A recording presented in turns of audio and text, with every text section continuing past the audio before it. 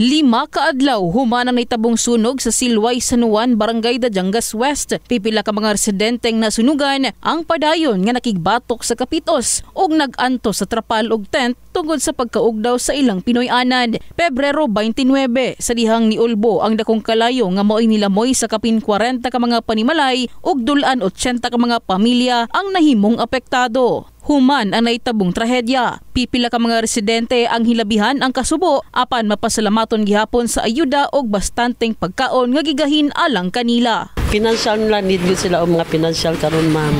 Nga, nara sila sa barong-barong nagatulog, nasa baybay, looy kay anang sitwasyon.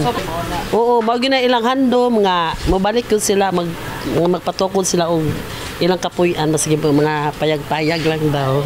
Pipila ka mga residente ang padayon sa pagbangon dala ang paglaom nga subling makapatukod sa ilang Pinoy-anan human maugdaw ang dekada-dekada na nilang panimalay sa maong lugar. Kami gisunugan mangayo migtabang kaning nga katawhan po nga wa sunugi. Nag-uol kay wa naman mi kapuy-an.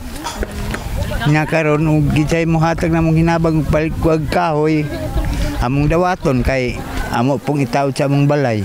Usa lamang usab ang panimalay ni Lisa Cuenca ang naapil sa sunog asa luyo sa nahitabo tibok gihapon ang paglaom nga sila makalingkawas sa kalisod ug kawadon. Wala jud balik tulo jud mi kay tanan jud nasunog sa mua. May na lang kay mga ginagmay nga tabang diri nga naabot mga government nga mananghatag diri kuan mga para pa sa kamo para sa mong pagkaon. Ang amo yung problema kaning mga kuan ba mga kahoy, mga lansang, mga ato para pa atop ba kalakat ano mao jud mo kinahanglan diri para makatindog mi ba. Bangon lang gyapon mi kay alangan at least ulay na disgrasya gud sa mua. Ang kakuan lang jud namo na punta na motabang sa mo para sa mga balay.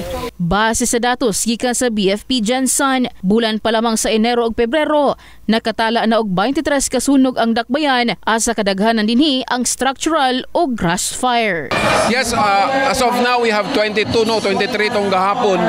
No, most of which is 18 na to nasunog na sa mga structural no. Ubay-ubay na pud ang sunog no. Labi na mga grass fires atong rubbish fires na nahitabo diri sa Gensan. So far naghina-out kita na dili pa gid madugangan no sa bulan sa Marso ug sa dugang sa ubang sa umaabot pa na mga bulan. Rason nga pahimangno sa BFP nga kanunay sundon ng mga safety tips aron makalikay sa sunog ug motawag sa ilang hotline numbers. Kini si MJ Fernandez sa Brigada News Gensan. Brigada News.